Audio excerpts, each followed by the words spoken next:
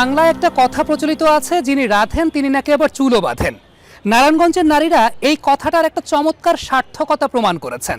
তারা যেমন খুব সুন্দর করে ঘর সামলাচ্ছেন, ঠিক তেমনিভাবে তারা কর্মসংস্থান সৃষ্টি করছেন, নিজেরাও সামনের দিকে এগিয়ে যাচ্ছেন।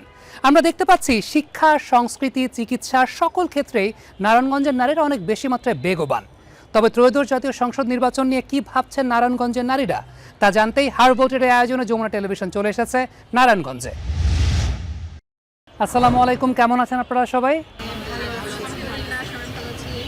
একজন নতুন ভোটারকে দিয়ে আলোচনাটা শুরু করতে চাই। আপনাকে প্রথম যেটা জিজ্ঞেস করতে চাই সেটা হচ্ছে, প্রথম ভোট দেওয়ার এক্সপিরিয়েন্সটা কেমন? সেটা কি প্রথম প্রেমের মতো মধুর, নাকি পরীক্ষার হলে যাওয়ার মতো নার্ভাসনেস? পরীক্ষার হলের মতো। পরীক্ষার হলের মতো নার্ভাসনেস, মানে প্রথম ভোট দিতে যাচ্ছেন, আপনি নার্ভাস ফিল করছেন। আপনি যখন নির্বাচন কেন্দ্রে যাবেন, প্ল্যান কি করে রেখেছেন যে গিয়ে কি করবেন? আগে কি কক্ষ খুঁজবেন নাকি আগে সেলফি তুলবেন? কক্ষ। আগে কক্ষ, তারপর সেলফি? না, সেলফি তোলার মুড নাই। সেলফি তোলার মুড নাই। আচ্ছা, এটা একটু বলেন তো, সেটা হচ্ছে যে আপনাদের প্রজন্মের যারা আছেন, যারা প্রথমবারের মতো ভোট দিবেন, তারা কি আসলে নির্বাচন নিয়ে ভাবেন নাকি নিজের ক্যারিয়ার নিয়ে ভাবেন, নিজের ভবিষ্যৎ নিয়ে ভাবেন? নিজের ভবিষ্যৎ। কেন? কারণ নির্বাচন তো হইবই, যে কোনো একটা, ওইটা নিয়ে ভাবার কিছুই নাই। তো ভবিষ্যৎ নিয়ে ভাবাটা অনেক ভালো হবে আমার মতে। ভবিষ্যৎ নিয়ে ভাবাটা ভালো হবে এবং ভবিষ্যৎটাকে প্রায়োরিটি দিচ্ছেন। আচ্ছা, একটু জিজ্ঞেস করি, সেটা হচ্ছে আপনি আপনার ভবিষ্যৎটা কোথায় দেখতে পান? সেটা কি নারায়ণগঞ্জে দেখতে পান নাকি আপনার পাসপোর্টে দেখতে পান? আমার শ্বশুর বাড়িতে। শ্বশুর বাড়িতে দেখতে পান? আমার কাছে মনে হয় যে একটা বিজ্ঞাপন কিন্তু আমরা এই জায়গায় দিতে পারি যে উনি নারায়ণগঞ্জের নারী, তিনি তার ভবিষ্যৎটা শ্বশুর বাড়িতে দেখতে পাচ্ছেন। আচ্ছা, এইটা কেন মনে হয় আপনার কাছে যে মানে আপনি আপনার শ্বশুর বাড়িতেই ভবিষ্যৎটা দেখতে পাচ্ছেন? কারণ জানি না, বাংলাদেশে মনে হয় কিছু করা সম্ভব হবে, করতে হলে বাইরে যেতে হবে। তো এটা অনেক ব্যাপার স্যাপার, তো এত দূর না যাওয়াই ভালো, শ্বশুর বাড়িতে যাওয়াই অনেক ভালো আমার মতে। আচ্ছা, উনি যেটা ভাবছেন সেটা হচ্ছে যে অনেক কমপ্লিকেটেড ব্যাপার, এ সমস্ত সব কিছু বাদ দিয়ে শ্বশুর বাড়ি যাওয়াটাই বেটার। একটু আপনার কাছে আসতে চাই, আপনি ক্রীড়াবিদ, তার সঙ্গে আপনি প্রথমবারের মতো ভোট দিচ্ছেন, আপনি খেলার মাঠের মানুষ। আপনার কাছে কি মনে হয় যে রাজনীতি সবচাইতে বড় খেলা, বা রাজনীতির খেলাটা অনেক বেশি জটিল? হ্যাঁ, এটা কেন মনে হয়? কারণ খেলাধুলার ভিতরে রাজনীতির এইসব কিছু অনেক কিছুই আর কি ঢুকে এইগুলার ভিতরে। আচ্ছা, কোনটা বেশি জটিল একটু বলেন তো, নারায়ণগঞ্জের ট্রাফিক জ্যাম নাকি নারায়ণগঞ্জের রাজনীতি? ট্রাফিক জ্যাম, নারায়ণগঞ্জে অনেক ট্রাফিক।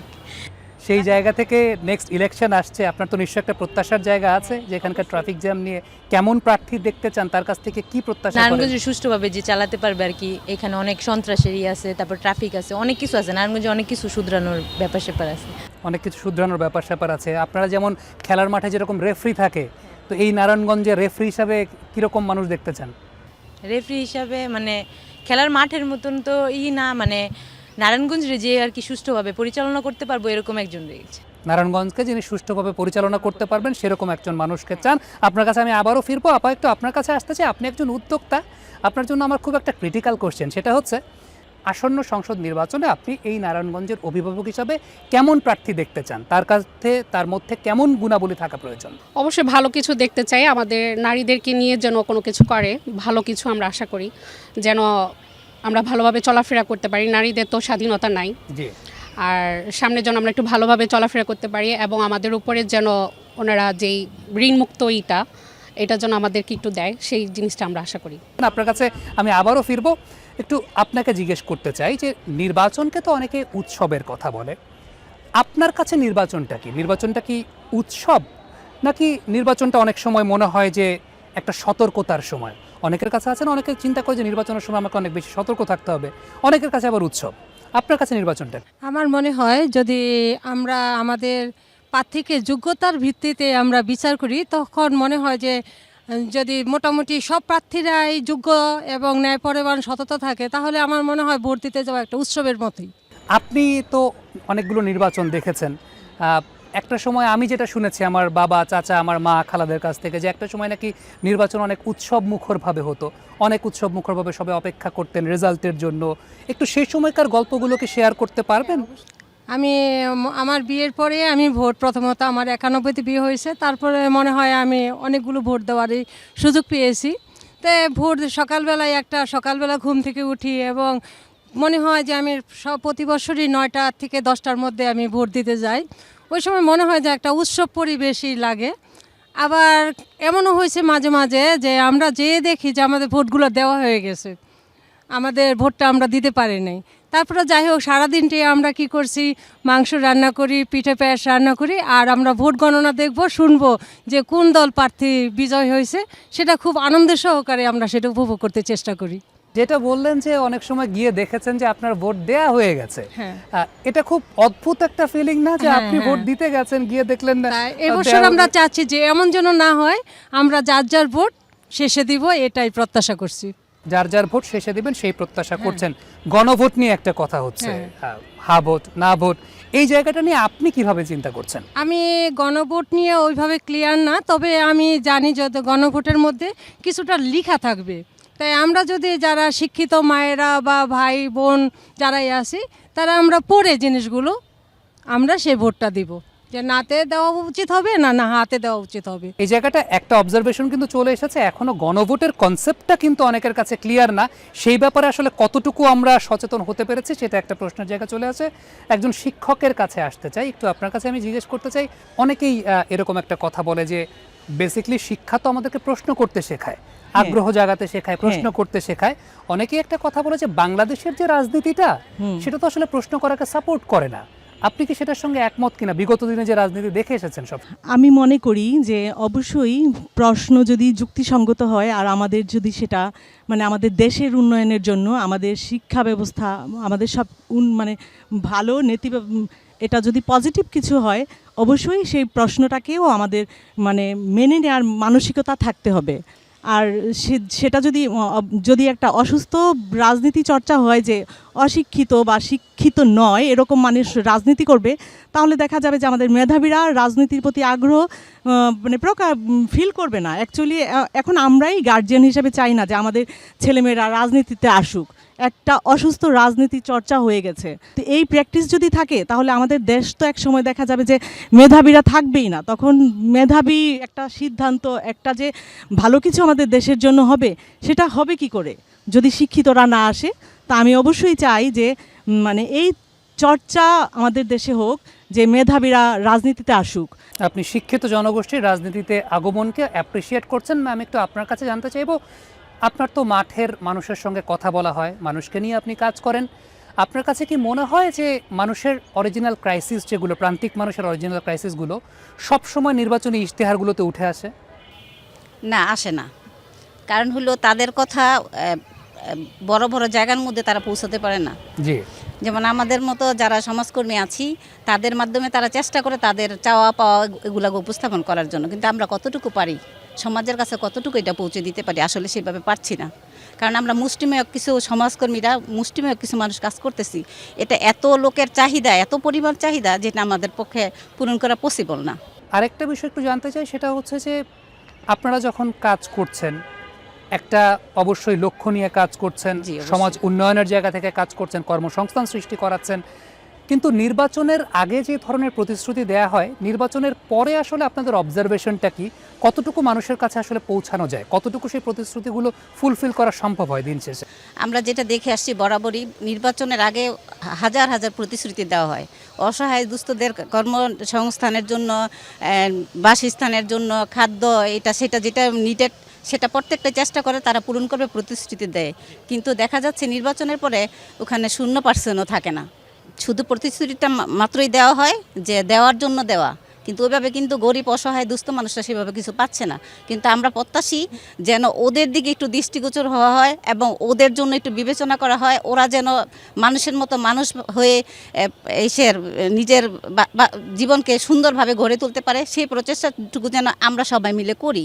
যেটা আপনি বললেন যে প্রতিশ্রুতিটা ফুলফিল করা হয় না সব সময়, এখন তো সোশ্যাল মিডিয়া আছে, ডিরেক্ট প্রতিবাদ জানানোর সুযোগটাও আছে, ডিরেক্ট আসলে একজনকে প্রেসারে রাখার সুযোগটাও আছে। এই জায়গাটা মনে হয় কিনা যে আগামী দিনগুলোতে আসলে রাজনীতিবিদদের জন্য একটু কঠিন হতে যাচ্ছে? হ্যাঁ, এখন দেশের পরিস্থিতি খুবই জটিল, রাজনীতিবিদদের জন্য আমি বলবো কঠিন, কিন্তু কে নেতা হয়ে আমাদের জন্য আসবে, আমাদেরকে গাইডিং করবে, তার জন্য একটা চ্যালেঞ্জিং। যেহেতু সমাজ ব্যবস্থা খুবই কঠিন, আমাদের দেশের পরিস্থিতি খুবই কঠিন, আমরা চেষ্টা করব তাদের পাশাপাশি থেকে, তাদের সহযোগিতা করে, তাদের কাছ থেকে সব কিছু আদায় করার জন্য সেই চেষ্টাটুকু আমরা করব। কিন্তু আসলে আমরা কতটুকু আশাবাদী, কতটুকু পাবো, সেই প্রত্যাশায় আছি। নাগরিক সচেতনতা নিয়ে আপনি কথা বলেছেন, সেটা নিয়ে প্রশ্ন করেছেন। একটু আরেকজনের কাছে আসতে চাই, ওই পাশে আমি একটা কথা একদম শুরুতেই বলছিলাম যে নারায়ণগঞ্জের নারীরা তারা ঘর চালাচ্ছেন, তারা আবার ব্যবসা বাণিজ্য পরিচালনা করছেন। একটা কথা অনেকে প্রায়ই বলেন, সেটা হচ্ছে নির্বাচনের বক্তৃতা যত বড় হয় বাজারের ব্যাগটা তো আসলে তত বড় হয় না। বিষয়টা কি আসলেই সঠিক? হ্যাঁ, 100%। কারণ নির্বাচনের আগে তো সবাই আসলে অনেক রকমের প্রতিশ্রুতি দিয়ে থাকেন আমাদেরকে, যে এটা ঠিক করে দিবেন, ওটা ঠিক করে দিবেন, এরকম করে পরিবর্তন আনবেন। বাট আসলে আমরা নির্বাচনের পরে কি দেখি? সেরকমটা দেখি না। নির্বাচনের আগে তো সবাই বাসায় বাসায় যায়, তাই না? ভোট চাওয়ার জন্য যাচ্ছে, নানা রকম ফ্যাসিলিটি দেওয়ার জন্য বলতেছে। বাট নির্বাচনের পরে তাদের সীমানা পর্যন্ত যাওয়া আমাদের আসলে সাধ্য থাকে না, কারণ সেই পর্যন্ত আমাদের যাওয়ার অধিকারটুকুও থাকে না। তো এরকমটা তো বরাবরই হচ্ছে। তো আমরা এবার চাচ্ছি নতুন কিছু হোক।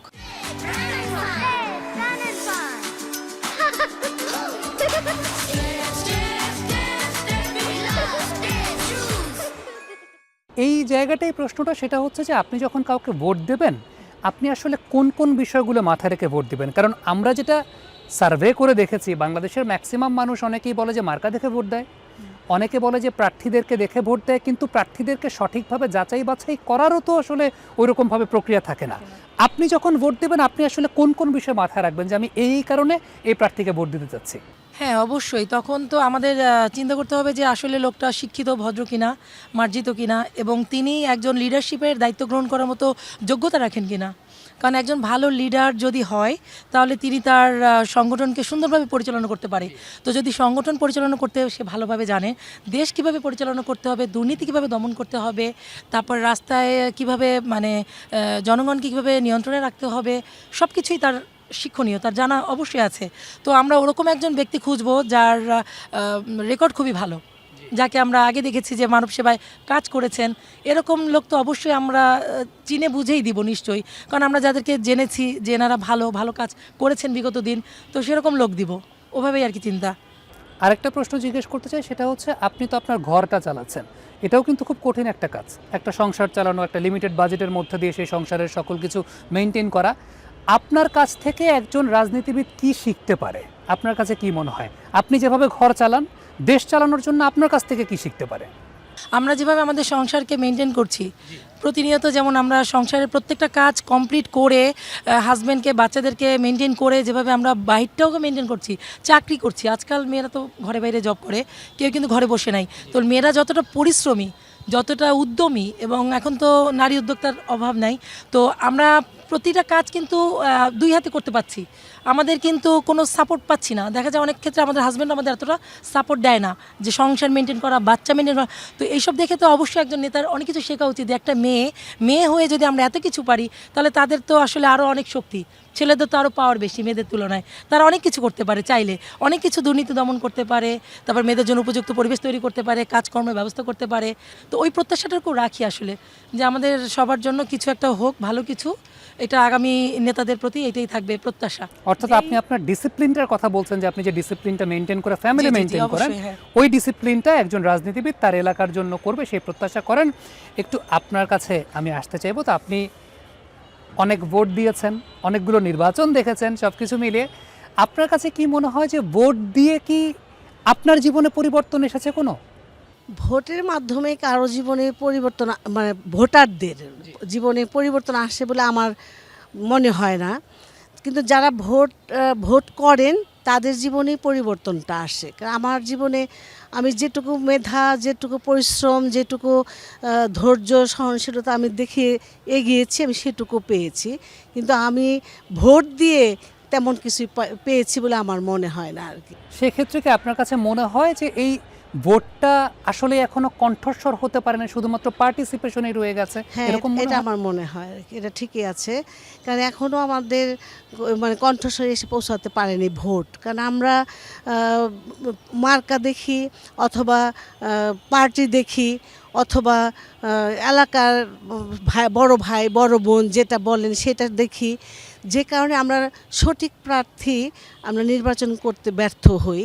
কারণ কারণ একটাই, এখানে আমাদের দুর্নীতির একটা প্রভাব পড়ে, আমাদের স্বজনপ্রীতির একটা প্রভাব পড়ে, এবং সামাজিকভাবে আমরা যে মেয়েরা অবহেলিত তারও একটা প্রভাব পড়ে। যে জন্য আমার ছেলে বা আমার স্বামী, আমার ভাসুর, আমার শ্বশুর অনেক সময় আমাকে বাধ্য করে, তুমি কিন্তু ওই মার্কায় ভোট দিবা, এবং দিতে আমি বাধ্য হই সংসারকে টিকিয়ে রাখার জন্য।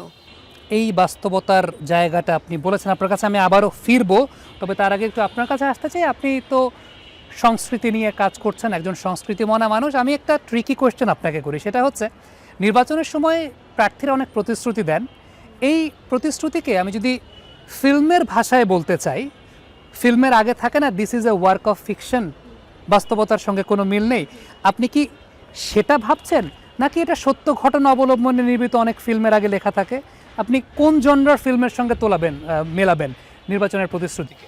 আসলে এই যাবৎকালে যতগুলো নির্বাচন হয়েছে বা আমার যতটুকু দেখা, ততগুলো তো অবশ্যই দেখতে পাচ্ছি যে আসলেই নির্বাচন যারা করে বা ভোট যারা করে তারা অনেক প্রতিশ্রুতি দেয়। আসলে আমরা প্রতিশ্রুতিতে মুগ্ধ হই, মনে হয় যে আসলে হয়তো তারা ওই গ্রুপ কাজ করবে, কিন্তু পরবর্তীতে দেখা যায় যে আসলে আমরা আমাদের যে প্রত্যাশা সেটাতে আসলে আমরা ব্যর্থ হই, আমরা আশানুরূপ ফল পাই না।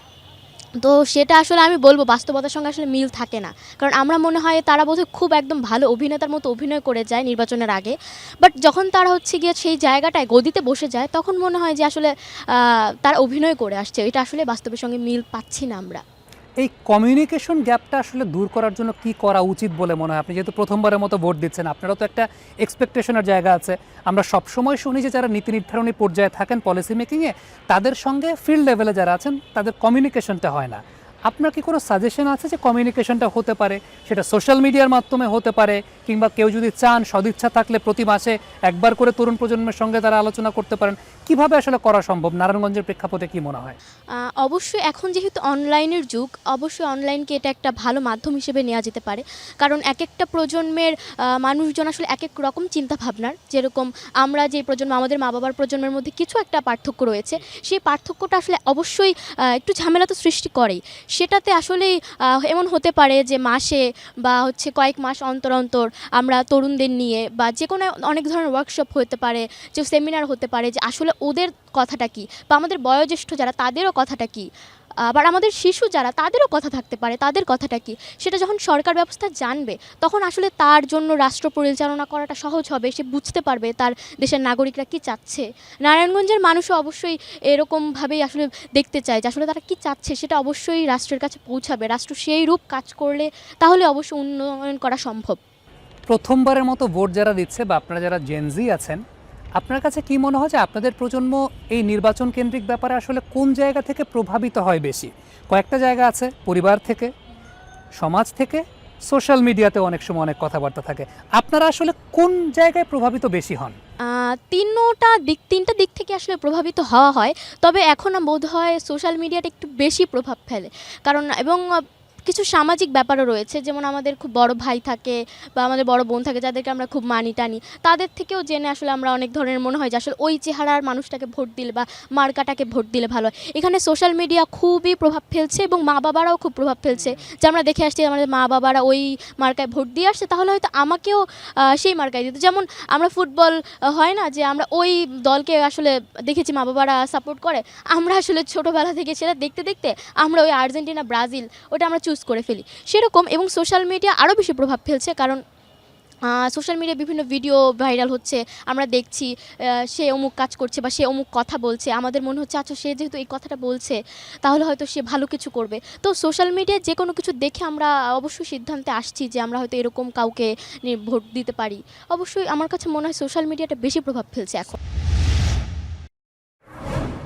আপনাকে ধন্যবাদ, আপনাদের সবাইকে অসংখ্য ধন্যবাদ। আপনারা আপনাদের মতামতগুলো শেয়ার করেছেন। আপনাদের সঙ্গে আবারও কিছু আলোচনায় ফিরতে চাই, আপনাদেরকে পলিসি মেকিংয়ের একটা চেয়ারও দিতে চাই। আমি দেখতে চাই যে আপনারা যদি ক্ষমতা পেতেন তাহলে আপনারা এই অঞ্চলের জন্য কি করতে চাইতেন। ঠিক এই পর্যায়ে একটু ট্রিকি একটা জায়গায় সবাইকে ফেলতে চাই। আমাদের যারা সঙ্গে আছেন এই মুহূর্তে, তারা যদি ক্ষমতার চেয়ার পেতেন তাহলে এই অঞ্চলের জন্য তারা কি করতে চাইতেন।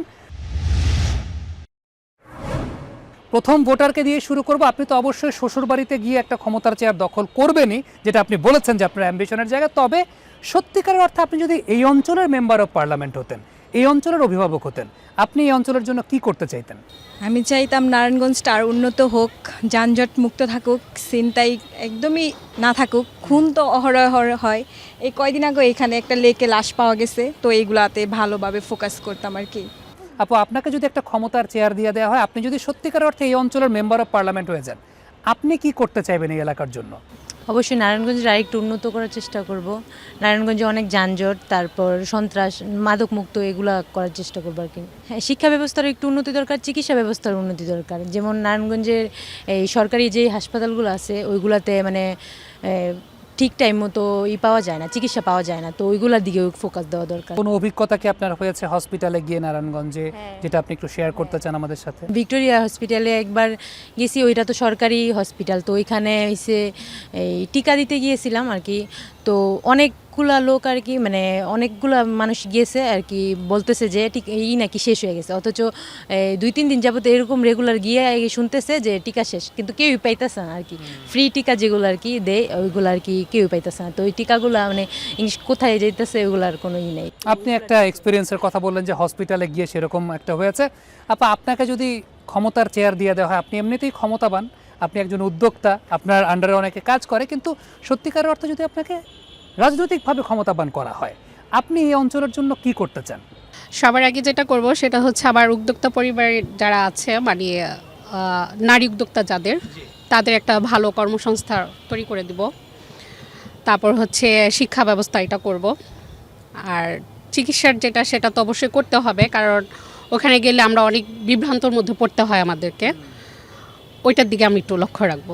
আর আপনি যদি সত্যিকার অর্থে মেম্বার অফ পার্লামেন্ট হয়ে যান, তখন কি যদি আপনার ইন্টারভিউ নিতে চাই, ফোন করলে ফোন ধরবেন?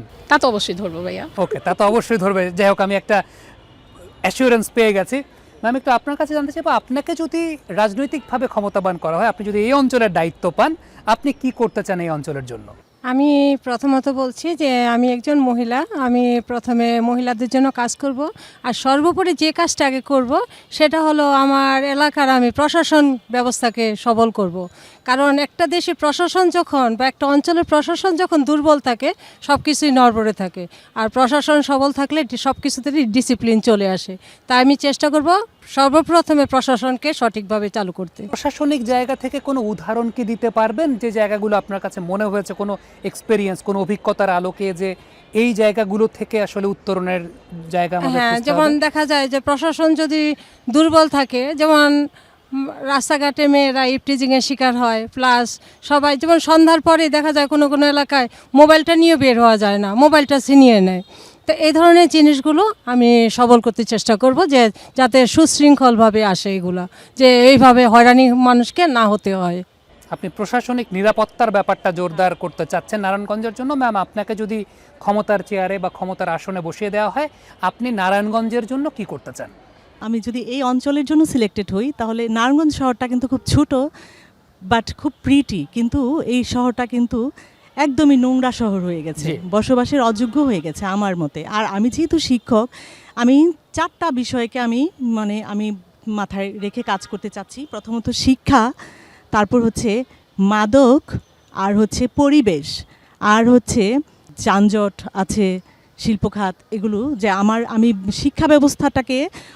শিক্ষাটাকে এমন করতে চাই যে শিক্ষাকে যেন মানে এটাকে একঘেয়েমি আর বোঝা না মনে, আনন্দের সাথে যেন মানুষ শিক্ষা করতে চায়। আর এখন যে শিক্ষা ব্যবস্থাটা হয়ে গেছে একটা ভবন কেন্দ্রিক, আমাদের কিন্তু এখন যুব সমাজ যে একটা ফ্রাস্ট্রেশনের দিকে চলে যাচ্ছে, মাদক নিচ্ছে, তারা কিন্তু বিনোদনের জায়গা পাচ্ছে না, তারা হচ্ছে ক্রিয়েটিভ কিছু করতে পারছে না। দেখা গেছে মহল্লায় মহল্লায় মাদক। তো আমি যে যুব সমাজটা ধ্বংসের দিকে যাচ্ছে, আমি মানে প্রশাসন এটাকে অবশ্যই স্ট্রং হতে হবে, তার কার্যকরী প্রশাসন হতে হবে, যেন মাদকটা এটা কন্ট্রোলে নিয়ে আসে, এটা যেন অ্যাভেলেবেল না হয়। আর হচ্ছে আমাদের যে পরিবেশটা মানে খেলার মাঠের পাশাপাশি আমাদের যে খাল নদী দূষণ হচ্ছে, এই দূষণটাকে রোধ করব আমি। আর হচ্ছে যানজট, যেটা আমার স্কুল থেকে বাসা হেঁটে যেতে দূরত্ব হচ্ছে আমি 5 মিনিটে যেতে পারি, অনেক সময় হয় কি একটু আর্লি যাওয়ার জন্য আমি যখন রিকশায় উঠি সেটা আমি 30 মিনিটেও যেতে পারি না। আবার হাঁটবো সেটাও পারছি না, গায়ের উপর দিয়ে অটো চলে যাচ্ছে, এরকম অবস্থায় আছি। হ্যাঁ, আমাদের যে বাস স্ট্যান্ড শহরের প্রাণকেন্দ্রে, এটাকে বাইরে স্থানান্তর করতে হবে, এরকম অনেক কিছুই আমার প্ল্যান আছে। অনেকগুলো পরিকল্পনার কথা আপনি বলেছেন, আপনাকে অসংখ্য ধন্যবাদ। এবং আমার ইচ্ছা করছে আপনাকে কালকে একটা ক্ষমতার আসন যদি আমার দেওয়ার সক্ষমতা থাকতো, আমি হয়তো আপনাকে দিয়ে দিতাম।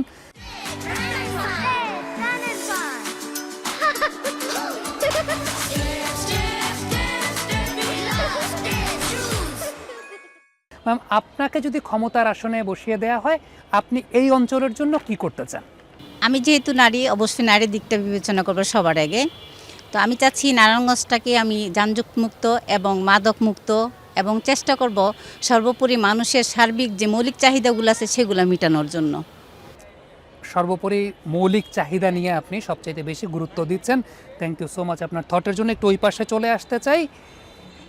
আপনাকে যদি ক্ষমতার আসনে বসিয়ে দেওয়া হয়, আপনি ধরে নেন আপনি যে আসনটায় বসে আছেন সেটা একটা ক্ষমতার আসন, আপনি নারায়ণগঞ্জের মানুষের জন্য কি করতে চান? আসলে আমি চাইবো ওই যে একটা আমরা ছবি দেখেছিলাম ফাটাকেষ্ট মিঠুন চক্রবর্তীর, আমি তো সেটাই করব। প্রথমে সকল সরকারি দপ্তর থেকে দুর্নীতিবাজদেরকে হটাই দিব, দেন তারপর সুষ্ঠুভাবে কীভাবে দেশ পরিচালনা করতে হয় ওটা করব। আর একটা প্রাসঙ্গিক প্রশ্ন করি, সেটা হচ্ছে জবাবদিহিতার জায়গা বলে তো একটা কথা আছে। হ্যাঁ। আমরা যখন ফেসবুকে কোনো পাবলিক স্ট্যাটাস দেই, দুই একটা কমেন্ট যদি পছন্দ না হয়, কমেন্ট অপশনটা আমরা অফ করে ফেলতে পারি, সেই অপশনটা আমাদের কাছে আছে। অনেক সময় দেখা যায় যারা নির্বাচনে জয়ী হয়ে প্রার্থী পরবর্তী সময় সরকার গঠন করছেন, তারাও অনেক সময় এরকম নিজেদের কমেন্ট অপশনটা অফ করে রাখেন, জবাবদিহিতার জায়গাটা করতে চান না। আপনাকে যদি এরকম জবাবদিহিতার আওতায় জনগণ চায়, সেক্ষেত্রে কি আপনিও কমেন্ট অপশন অফ করে রাখবেন, নাকি আপনি সেক্ষেত্রে জবাবদিহিতা করতে রাজি আছেন? আমি যদি অপশন অফ করে রাখি তাহলে তো আমি দুর্নীতিবাজি হয়ে গেলাম, দুর্নীতি মুক্ত তো করতে পারলাম না। তা আমি তো চাচ্ছি দুর্নীতি মুক্ত করার জন্য, তাহলে অবশ্যই আমার কমেন্ট বক্স অন থাকবে। ইভেন আরও যেথায় অভিযোগ বক্সগুলো তৈরি করা যায় ওগুলো করব, কারণ আমরা চাই, কারণ আমরা যেহেতু আসলে দেখতে পাচ্ছি, আমাদের একজন বলে গেলেন যে হচ্ছে সরকারি সেক্টরগুলোতে হসপিটালে গেলে আমরা কি পাই? চিকিৎসা সেবা তো পাওয়াই যায় না, বরং ওখানে তিরস্কার। মানে আপনি আগে যাচ্ছেন, লাইনে দাঁড়াচ্ছেন, তারপরও আপনাকে ভোগান্তি শিকার হতে হচ্ছে, ওখানে ডাক্তার থাকছেন না, তেনারা তাদের মতো করে চা নাস্তা খাচ্ছেন, রুগী সেভাবে দেখছেন না। তো এরকম অনেক কমপ্লেন, হাজারো কমপ্লেন, যেখানেই যাবেন সব সেক্টরেই, তো আপনি সেভাবে সেবা পাবেন না। তাহলে আমাকে তো ওই সেবাগুলো নিশ্চিত করতে হবে। তাহলে আমি যদি আমার কমেন্ট বক্স অফ করে রাখি, তাহলে আমি সেবা দিব কীভাবে, তাই না? তার মানে আপনি লেডি ফাটাকেষ্ট সেই নীতিতে বিশ্বাসী, সেইভাবে আপনি কাজ করতে চান। আপনাকে যদি ক্ষমতার চেয়ারে বসিয়ে দেওয়া হয়, আপনি তো মুরব্বী, আপনি অনেক কিছু দেখেছেন, আপনি অনেকগুলো জেনারেশন দেখেছেন, আপনি কি করতে চান এই অঞ্চলের মানুষের জন্য? আমি নারী হিসেবে যদি ক্ষমতায় বসতে পারি, জি, মানে প্রথমেই আমি দুর্নীতি, নারী নির্যাতন এবং সন্ত্রাস এবং মাদক বন্ধ করার জন্য সকল পলিটিক্যাল পার্টিকে নিয়ে এবং এলাকাবাসী গণ্যমান্য এলিট পার্সনদের নিয়ে আগে বসে তাদের মতামত নিয়ে সেই মতামতের ভিত্তিতে আমি একটি নারী বান্ধব এলাকা গড়ে তুলব, যেখানে থাকবে না কোনো সন্ত্রাস, থাকবে না মাদক, থাকবে না রাহাজানি, থাকবে না নারী নির্যাতন। এগুলা ছাড়াও আমাদের শিশুরাও যেভাবে নির্যাতিত হয় সেগুলো যাতে না থাকে, আমি সেই ব্যবস্থাই করব। তো সকলের সহযোগিতায় মোট কথা নারী বান্ধব এবং শিশু বান্ধব এবং নাগরিক বান্ধব একটা এলাকা আমি গড়ে তুলতে চাই, যেখানে সন্ত্রাস, দুর্নীতি, মানে নির্যাতন, অপহরণ, এমনকি চাঁদাবাজিও হয়, একটা মানে চাঁদাবাজিটাও যাতে না হতে পারে, আমি সেই ধরনের সমাজ এবং সেই ধরনের এলাকা আমি গড়ে তোলার জন্য আপ্রাণ চেষ্টা করে যাব। অসংখ্য ধন্যবাদ। আপনি আপ্রাণ চেষ্টা করে যাব এই কথাটায় জোর দিয়েছেন। এই বিষয়টা আসলে আমার কাছে ব্যক্তিগতভাবে খুব ভালো লেগেছে। একটু আপনাকে যদি ক্ষমতার চেয়ারে বসিয়ে দেওয়া হয়, লিডিং রোল দেওয়া হয়, আপনি কি করতে চান? প্রথমেই যেটা করব সেটা হচ্ছে ক্ষমতার চেয়ারে বসে সেই ক্ষমতার চেয়ারে যে লোভটা বা সেটা নিজের আখের গুছিয়ে নেওয়ার যে মোটিভটা, সেটা সংবরণ করার চেষ্টা করব। সেটা সংবরণ করতে পারলে তাহলে আমি আমার এলাকার জন্য কিছু করতে পারবো। দ্বিতীয়ত আমাকে বুঝতে হবে যে আমার এলাকার মানুষের কী কী প্রয়োজন, সেটা আমাকে তাদের সঙ্গে বসে আলাপ করতে হবে। সেই আলাপ করে আমি কাজ করব। এখন যদি বিশ্লেষণ করে দেখা যায়, নারায়ণগঞ্জে সবচেয়ে প্রথমে যেটা প্রয়োজন সেটা হচ্ছে রাস্তাঘাট সংস্করণ। কারণ এই যে সংস্কার চলছে এটা এত ধীরগতি যে মানে এগোচ্ছেই না, যার কারণে প্রচুর জ্যাম, মানুষ রাস্তা দিয়ে হেঁটেও যেতে পারে না, যানবাহন ব্যবহার করেও সে যেতে পারে না। যেখানে হচ্ছে 10 মিনিটের রাস্তা সেটা আমার 1 ঘন্টাও বসে থাকতে হয়। নারায়ণগঞ্জের মূল কেন্দ্র যেটা চাষারার মোড়, সেখানে যখন হচ্ছে জ্যাম পড়ে, মানে খুবই অকল্পনীয় যে এরকম কিছু একটা হতে পারে। ঢাকা শহরের থেকেও অভাবনীয় জ্যাম হচ্ছে নারায়ণগঞ্জে, ছুটির দিন নেই, কিছু নেই, সেটা করার চেষ্টা করব। এবং দ্বিতীয়ত শিক্ষা ব্যবস্থার উন্নয়ন করতে হবে। নারায়ণগঞ্জে খুবই জরুরি একটা বিশ্ববিদ্যালয় হওয়া, আমার মতে নারায়ণগঞ্জে একটা বিশ্ববিদ্যালয় নেই। নারায়ণগঞ্জের শিক্ষাটাকে আনন্দমুখর যেন হয়, সেটা বোরিং যেন না হয়ে যায়। তৃতীয়ত চিকিৎসা ব্যবস্থার উন্নয়ন করতে হবে। অবশ্যই নারায়ণগঞ্জে একটা মেডিকেল কলেজও নেই, সেটাও প্রয়োজন। এবং আমি যদি নারায়ণগঞ্জের সরকারি হসপিটালগুলোতে যেয়ে থাকি, আমি আমার যেটা অধিকার সেটা আমি পাচ্ছি না। বিভিন্ন টেস্ট দিচ্ছে ডাক্তার আমাকে, সেটা হাজার হাজার টাকা দিয়ে আমাকে বাইরের ডায়াগনস্টিক সেন্টার থেকে করে আসতে হচ্ছে, যেখানে আমি আমার হসপিটালে খুব কম খরচে করতে পারবো। সেটা আমার অধিকার, অবশ্যই সেটা আমার অধিকার। আমি আমার অধিকার থেকে বঞ্চিত হচ্ছি। তো আমার নাগরিক যে অধিকার থেকে বঞ্চিত হবে, আমি একজন প্রার্থী হিসেবে, আমি একজন ক্ষমতার ব্যক্তি হিসেবে, ক্ষমতাধর হিসেবে আমি সেই দিকটা বিবেচনা করব যে আমার প্রার্থীরা যেন, আমার নাগরিকরা যেন এই দিকটা থেকে এই দিকটা পায়, ওই অধিকারটা পায় এবং নারী বান্ধব যেন হয়। কারণ যে কোনো ওয়েতে, যে কোনো মাধ্যমে নারীরা যখন কাজ করছে, নারীদের আসলে নিরাপত্তাটা নেই এবং নারীর সহায়কও নাই সমাজটা, পরিবেশটা। এবং বেশি রাত হলে যেটা নারীদেরকে খুব শুনতে হয় যে আসলে একটা পুরুষ যখন খুব রাত করে বাড়ি ফেরে তখন সেটা তাকে শুনতে হয় না, বাট নারীকে খুব জাজ করা হয়। এই যে সহায়ক করতে হবে, এই পরিবেশটাকে নারীর জন্য সাহায্যকারী হয়ে উঠতে হবে, আমি সেই দিকটা চিন্তা করব এবং মানুষের হয়ে কাজ করতে চাই। আসলে আমি যেন আমার রাজনীতির পথটা যেন সহিংসতার না হয়, সেটা যেন সংলাপের মতো হয়। আমার মানুষ আসলে কি বলতে চাচ্ছে, আমি মানুষের কথা শুনতে চাই, মানুষের জন্য কাজ করতে চাই। আমার আসলে উদ্দেশ্য এটা থাকবে। Thank you so much. আপনি যে এই বয়সে আসলে এত কিছু ভেবেছেন, আমার কাছে এটা ব্যক্তিগতভাবে মনে হয় যে পলিসি মেকাররা যদি আপনাদের কাছ থেকেও কখনো কোনো সাজেশন নেন, সেই জায়গাটা তাদের কাজটা অনেক সহজ হয়ে যাবে। যমুনা টেলিভিশনের হারভোটের আয়োজনটা নিয়ে আমরা যখন বিভিন্ন জেলার নারীদের সঙ্গে কথা বলছি, বেশ কয়েকটা কমন প্রশ্ন কিন্তু আমাদের সামনে চলে এসেছে। অনেকে খুব কিউরিওসিটি বশত জিজ্ঞেস করে থাকেন যে নির্বাচন কি আদৌ ফেব্রুয়ারি মাসে হচ্ছে কিনা। অনেকে আবার তাদের আর্জেন্সির কথা জানান যে এই কারণে নির্বাচনটা কেন প্রয়োজন বাংলাদেশের মাটিতে। এই পর্যায়ে একটু জানতে চাই যে তারা কি মনে করছেন এই সময়টাতে বাংলাদেশের প্রেক্ষাপটে নির্বাচন কতটুকু প্রয়োজনীয়। আপনাকে দিয়ে শুরু করতে চাই, আপনি কি মনে করেন যে এই সময়টাতে বাংলাদেশ নির্বাচনের জন্য কতটুকু প্রস্তুত, কতটুকু প্রয়োজনীয় বাংলাদেশের জন্য নির্বাচন হওয়া যায়? প্রয়োজনীয়তা তো অবশ্যই আছে, প্রয়োজন, কিন্তু প্রস্তুতির কথাটা একটু কনফিউজিং। আসলে ঠিক অতটা এখনও ধাতস্থ হতে পারিনি নির্বাচন কি আদৌ হচ্ছে কি হচ্ছে না, সেটা সুষ্ঠু হবে কি না, নাকি আবার আগের নিয়মের মতো হয়ে যাবে যে ভোট হয়ে গেছে, আমারটা আগেই হয়ে গেছে। আসলে এটা নিয়ে একটু দ্বিধাদ্বন্দ্বে তো আছি, তাই প্রস্তুত কিনা সেটা ঠিক বলতে পারছি না। তবে প্রয়োজনীয়তা আছে, কারণ নারায়ণগঞ্জে এখন আসলে প্রশাসন নেই, মানে কোনো কিছুর দায়বদ্ধতা নেই। যে কোনো ধরনের দুর্ঘটনা ঘটছে, যে কোনো ছিনতাই বলেন, চাঁদাবাজি বলেন, অহরহ, মানে একদম লিমিটলেস। তো সেটা থেকে বেরোতে গেলে একটা সুন্দর নগর হিসেবে নারায়ণগঞ্জকে, শুধু পুরো বাংলাদেশকেই যদি আমি দেখতে চাই, তাহলে নির্বাচন প্রয়োজন। একটা ভালো, একজন সুষ্ঠু সরকার প্রয়োজন যে আমাদের মানুষের জন্য কাজ করবে। তাহলে আমরা আশাবাদী যে নির্বাচন হলে আমরা একজন সুষ্ঠু সরকারকে পাবো, সুষ্ঠু এবং নাগরিক বান্ধব সরকার পাবো, এবং সেটা নিয়ে আমরা আশা রাখতে পারি। সে আশায় আমরা বসতি করছি। আপনার কাছে কি মনে হয় যে ঠিক এখনকার প্রেক্ষাপটে বাংলাদেশ নির্বাচনের জন্য কতটুকু প্রস্তুত, আর নির্বাচন কতটুকু প্রয়োজন? নির্বাচন তো একান্তভাবেই প্রয়োজন। এই কারণে বাংলাদেশে এখন কোনো সরকার নাই, সবাই নিজেকে সরকার মনে করে। চাঁদাবাজিরাও মনে করে আমরা সরকার, সন্ত্রাসীরাও মনে করে আমরা সরকার, মানে সবাই মনে করে। সে কারণে সরকার গঠন করার জন্য ইমিডিয়েট একটা সরকার গঠন করার জন্য ইলেকশন দরকার।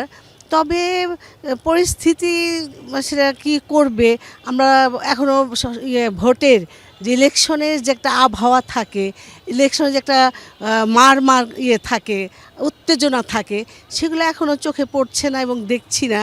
তবে আশা করি ওইটা তৈরি হলে, এই যে মব বলে রাস্তায় যে কাউকে খুন করে ফেলতেছে, একটা ভালো মানুষ তাকেও মেরে ফেলা হচ্ছে, এটা মানে কোন আইনে আছে, কোন দেশে আছে? কিন্তু আমাদের দেশে যেহেতু নির্বাচিত কোনো সরকার নেই, সেই জন্য এই সমস্ত এগুলো চলছে। এগুলো বন্ধ করতে হলে ইমিডিয়েট নির্বাচন প্রয়োজন। এই কমন প্রশ্নটা আসলে সব জায়গা থেকেই পাচ্ছি। একটু আপনার কাছেও জানতে চাইবো যে আপনার কাছে কি মনে হয় বাংলাদেশ এই মুহূর্তে নির্বাচনের জন্য কতটুকু প্রস্তুত, আর বাংলাদেশে এই মুহূর্তে নির্বাচন হওয়াটা কতটুকু প্রয়োজনীয়? আসলে বাংলাদেশ কতটুকু প্রস্তুত এটা আসলে নির্বাচন কমিশন ভালো বলতে পারবে। তবে নির্বাচন যে দরকার এটা বলতে পারি, নির্বাচন 100% দরকার, কারণ একজন নির্বাচিত প্রতিনিধি বা সরকার না আসা পর্যন্ত আমরা নিরাপদে নেই, আমরা অস্থিরতায় আছি। কারণ এখন যে পরিমাণ সন্ত্রাস দুর্নীতি বেড়ে গেছে, সেখানে আসলে একজন সরকার না হলে আমরা আসলে বিচার ব্যবস্থাটা তো পাচ্ছি না। তো এখানে প্রতিনিয়ত অহরহ দুর্ঘটনা ঘটতেছে। তো এই সব থেকে আমরা নিশ্চিন্ত হওয়ার জন্য আমাদের একজন সরকার অবশ্যই দরকার, কারণ সরকার না হলে এটা আমরা আসলে কাউকে দিতে পারবো না। কারণ আইনি প্রশাসন হচ্ছে না, প্রশাসনের কোনো প্রয়োগ নাই, পুলিশে নির্বিকার থাকে, তাদের কাছে তাদের চোখের সামনে কিছু ঘটে গেলেও তারা তখন সামনে প্রেজেন্ট থাকে না, পরে আসে, বাট কোনো বিচার ব্যবস্থা নাই। তো আমাদের জানমালের নিরাপত্তার জন্য অবশ্যই আমাদের একজন নির্বাচিত সরকার প্রয়োজন আমি মনে করি। তো সেই আমরা তো ভাবছি, বাট নির্বাচন হবে এটা বুঝতেছি, কিন্তু আদৌ হবে কিনা এটা নিয়ে আমরা আসলে কনফিউশন আছি। সো দেখা যাক কি হয়। কনফিউশনটা এই মুহূর্তে এখন পর্যন্ত আছে, আমেজটা এখন ওইভাবে তৈরি হয় নাই। বাংলাদেশ ইলেকশনের জন্য কতটুকু প্রস্তুত এই মুহূর্তে মনে হয়, আর কেন ইলেকশনটা দরকার? দরকার তো এখন দেশের অবস্থা খুবই খারাপ, তো আমি চাই, আমরা সবাই চাই যে একটা নির্বাচিত সরকার থাকুক, দেশের জন্য কাজ করুক, দেশের ভালো কিছু করুক, যাতে আমরা বলতে পারি যে না সরকারটা অনেক ভালো, পরবর্তীতে যাতে ওনাকে আবার চুজ করতে পারি। যেহেতু আমি নতুন একদমই নতুন ভোটার, তো আমি চাই যে ভোটটা দেই, নিজের এক্সপিরিয়েন্সটা দেখি কি হয় না হয়, তো এই আর কি। আপনার কাছে কি মনে হয় যে বাংলাদেশ এই মুহূর্তে নির্বাচনের জন্য কতটুকু প্রস্তুত আছে, আর বাংলাদেশে কেন নির্বাচন দরকার এই মুহূর্তে? প্রস্তুত আছে কিনা ওইটা এখনো মানে বলতে পারি না, তবে অনেক দরকার, এখন দরকার, কারণ দেশটা এখন এলোমেলো হয়ে আছে পুরা, ওইটা গোছানোর জন্য একজন নির্বাচিত সরকার দরকার এখন আমাদের। এলোমেলো জায়গা থেকে বেরিয়ে আসার জন্য একটা স্টেবল গভর্নমেন্ট প্রয়োজন। আপনার কাছে কি মনে হয় যে ইলেকশনের জন্য বাংলাদেশ কতটুকু প্রস্তুত আছে এই মুহূর্তে? ইলেকশন কেন দরকার? ইলেকশন কেন দরকার, কারণ হচ্ছে আমাদের দেশটা অনেক পিছিয়ে আছে, যে কারণেই আমাদের ইলেকশনটা দরকার। আমাদের দেশটা পিছিয়ে আছে, একটু কি এলাবোরেট করা যায় যে কোন জায়গায় পিছিয়ে আছে? সব দিক থেকে, যেরকম আমরা যেমন বিজনেস করছি যারা, আমাদের বিজনেসের দিকটা আমরা আগাতে পারছি না, কারণ সবার হাতে তো এখন টাকা নেই। সবাই একই কথা বলছে যে এখন হাতে টাকা নেই, ইলেকশন মানে যে পর্যন্ত না হবে আমরা কেউ কিছু করতে পারবো না। তো সেই দিক থেকে আমরা বলবো যে ইলেকশনটা আসলে দরকার। এটা একটা ভালো কথা বলেছেন যে অর্থনীতির চাকাটাকে সচল রাখার জন্য ইলেকশনটা খুবই দরকার, কারণ ব্যবসায়ীরা এই প্রবলেমটা অনেক বেশি মাত্রায় ফেস করছেন, ইনভেস্টমেন্ট আসছে না, সব কিছু মিলিয়ে এই বিষয়টা নিয়ে আপনি কথা বলেছেন। আপনার কাছে কি মনে হয় যে এই মুহূর্তে বাংলাদেশ ইলেকশনের জন্য কতটুকু প্রস্তুত আছে, আর বাংলাদেশে কেন নির্বাচন দরকার? আমার মনে হয় যে নির্বাচন এই মুহূর্তে খুবই প্রয়োজন, কারণ আমি মনে করি যে একটা দেশের নির্বাচন হলে সব কিছুই সচল হয়, যে অর্থনৈতিক ব্যবস্থা সচল হয়, প্রশাসনিক ব্যবস্থা সচল হয়, সব কিছুই আমরা পিছিয়ে আছি। যেমন যে রাস্তাঘাটে যে উন্নয়ন কাজগুলো চলতেছিল তাও থমকে আছে, এডুকেশান শিক্ষা ব্যবস্থায় অনেক কিছু দিক দিয়ে পিছিয়ে আছে। তাই অবশ্যই আমরা নাগরিক হিসাবে সবাই চাবো যে এই মুহূর্তে একটি সুস্থ নির্বাচন দরকার, যাতে আমরা আবার সেই জীবনের চাকাটা সুন্দরভাবে সচল হয়। জীবনের চাকাকে সচল করার জন্য এই মুহূর্তে নির্বাচন প্রয়োজন আপনি মনে করছেন। বাংলাদেশ কতটুকু নির্বাচনের জন্য প্রস্তুত আছে, আর কেন নির্বাচনটা এই মুহূর্তে প্রয়োজন? অ্যাকচুয়ালি ওই রকম নির্বাচনী যে একটা আগে যে একটা প্রচারণা থাকতো, একটা উৎসব মুখর পরিবেশ থাকতো, এরকম কিছুই চোখে পড়ছে না এখনও। আর আমি মনে করি যে নির্বাচিত জনপ্রতিনিধি ছাড়া, নির্বাচিত একটা সরকার ছাড়া হচ্ছে একটা অভিভাবকহীন হচ্ছে আমাদের দেশটা, আর হচ্ছে আবার মনে হয় যেন সবাই দেশের অভিভাবক, এরকম একটা। তো দেশ একটা স্থিতিশীল অবস্থা প্রশাসন থেকে সর্বক্ষেত্রে, তারপর হচ্ছে অর্থনীতিতে। আপনার বিদেশিরা আমাদের দেশে এই পরিস্থিতিতে বিনিয়োগ করছে না বা পিছিয়ে ওরা মুখ ফিরিয়ে নেবে, আমাদের দেখা যাবে যে অর্থনীতির চাকাটা স্থবির হয়ে যাবে। তো এখানে দেখা যাবে যে সবারই কর্মক্ষেত্রে একটা প্রভাব পড়ছে। অলরেডি অনেক গার্মেন্টস আগের মতো সচল না, তো এইগুলি আমাদের অর্থনীতি প্রভাব ফেলছে। সেজন্য একটা নির্বাচিত জনপ্রতিনিধি অবশ্যই এই মুহূর্তে আমি প্রয়োজন মনে করি, সর্বক্ষেত্রে স্থিতিশীলতার জন্য, অর্থনীতির চাকাটা সচলভাবে ঘোরার জন্য। Thank you so much. আপনি অর্থনীতির চাকা সচল রাখা এবং স্টেবিলিটির কথা বলছেন। আপনার কাছে কি মনে হয় যে আমরা কতটুকু প্রস্তুত নির্বাচনের জন্য, এবং কেন এই মুহূর্তে নির্বাচন প্রয়োজন? আসলে নির্বাচনের আগে আমার ব্যক্তিগত মতামত হলো সংস্কার। যদি ঊর্ধ্বতন কর্মকর্তার অফিস, আদালত এবং নির্বাচন কমিশনার এগুলো যদি সংস্কার করা যায় তাহলে সুষ্ঠু নির্বাচন সম্ভব। এখন আমরা যেভাবে আছি, যে পরিস্থিতি আছে, এখন মনে হয় যে নির্বাচনটা অবশ্যই জরুরি, কিন্তু কিভাবে, কি পর্যায়ে, কোন পর্যায়ে করবে নির্বাচনটা, সেদিকে একটু দৃষ্টি দেওয়া সকলেরই কাম্য। আমরা এখন অভিভাবকহীন দেশ হিসাবে বসবাস করছি। আমাদের অভিভাবকটা অবশ্যই দরকার। নির্বাচনটা হলে আমরা পাবো, কিন্তু সেই অভিভাবকটা যেন আমাদের হতে হয় সুষ্ঠু সবল এবং আমাদের মানবপন্থী হয়। আসলে আমরা ঘর থেকে বের হলে নিরাপত্তাহীনতায় ভুগি। রাস্তায় বেরোলেই দেখা যাচ্ছে ছিনতাই রাহাজানি বেরিয়ে চলেছে, খুন গুম অ্যাভেলেবেল হচ্ছে। আমি যে এখন ঘর থেকে বেরিয়ে আসছি, আমি বাসায় ফিরতে পারবো কিনা একটা অনিশ্চয়তায় ভুগছি। তো সেক্ষেত্রে প্রশাসনিক প্রভাবটা খুবই কম, কোথাও আমরা সেই প্রশাসনিক বিচারটা পাচ্ছি না। যদি নির্বাচনটা হয় তাহলে প্রশাসনিক কর্মকর্তারা তৎপর হবেন, আমরা সুষ্ঠু সুন্দরভাবে দেশে বসবাস করতে পারবো, সেই প্রত্যাশায় রাখি। নির্বাচনটা অবশ্যই কাম্য। আপনাকে অসংখ্য ধন্যবাদ, আপনাদের সবাইকে অসংখ্য ধন্যবাদ। আজকে আপনাদের মাঝ থেকে অনেক মন্তব্য, অনেক মতামত উঠে এসেছে এবং আমি খুব প্রাউড ফিল করছি যে আমাদের বাংলাদেশের নাগরিক প্রত্যেকে নির্বাচন নিয়ে ভাবছে, দেশ নিয়ে ভাবছে, দেশ গঠন নিয়ে ভাবছে। অসংখ্য ধন্যবাদ যমুনা টেলিভিশনকে সময় দেওয়ার জন্য। নারায়ণগঞ্জের নারীরা বিশ্বাস করেন ঠিক এই মুহূর্তে বাংলাদেশে নির্বাচন হওয়াটা জরুরি। যদিও অনেকে নির্বাচন হচ্ছে কি হচ্ছে না সেই ব্যাপার নিয়ে একটা শঙ্কা বা কনফিউশন প্রকাশ করেছেন, কিন্তু এটার প্রয়োজনীয়তা সবাই অনুভব করছেন। প্রয়োজনীয়তা কেন? অর্থনীতি চাকাটাকে সচল রাখার জন্য, গণতন্ত্রকে সুরক্ষিত করার জন্য, প্রশাসনকে নিরাপদ এবং সচল করার জন্য। দর্শক, নারায়ণগঞ্জের নারী ভোটারদের কাছ থেকে এই তথ্যগুলো আজকে উঠে এসেছে। আগামী পর্বে আপনাদের সঙ্গে দেখা হয়ে যাবে নতুন কোনো জেলায়, নতুন কিছু জেলার ভোটারদের সঙ্গে। সেই পর্যন্ত আশা করছি সবাই সুস্থ থাকবেন, ভালো থাকবেন, সর্বোপরি নিরাপদে থাকবেন।